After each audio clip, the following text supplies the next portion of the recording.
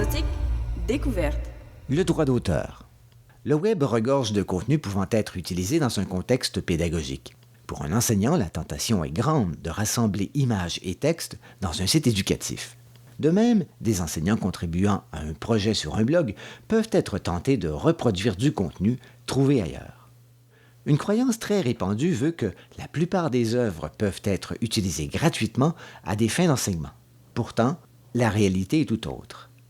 En effet, la majeure partie du contenu ou des extraits de contenu provenant d'Internet est protégée par le droit d'auteur.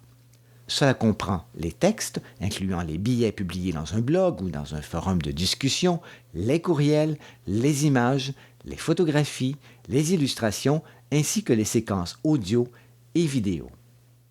Il faut donc obligatoirement procéder à une demande d'autorisation, demande acheminée à l'auteur du contenu, qui pourra consentir ou non, ou encore imposer certaines restrictions ou redevances.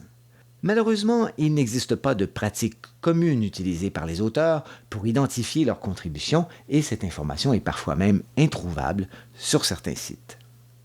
Votre demande d'autorisation doit être très précise sur ce que vous comptez faire de la reproduction.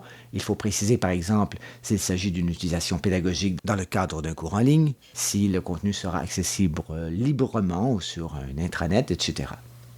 Avec l'avènement des licences de type Creative Commons, un nombre croissant des contenus disponibles peut être maintenant librement utilisé en respectant les conditions précisées. Notons d'un autre côté que certaines actions ne posent aucun problème. Par exemple, faire un hyperlien vers un site web n'est pas considéré comme une reproduction, mais plutôt comme l'équivalent d'une citation.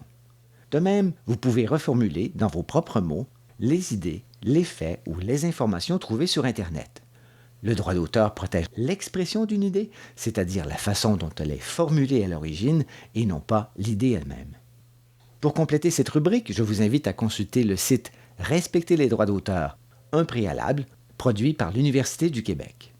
Ce site s'adresse aux enseignants, aux concepteurs de matériel pédagogique et à toutes les personnes qui produisent ou diffusent du contenu en ligne ou encore réutilisent le contenu des autres dans leurs activités d'enseignement ou de recherche. Le site est diffusé sous licence Creative Commons et tout son contenu est également disponible sous la forme d'un document en format PDF.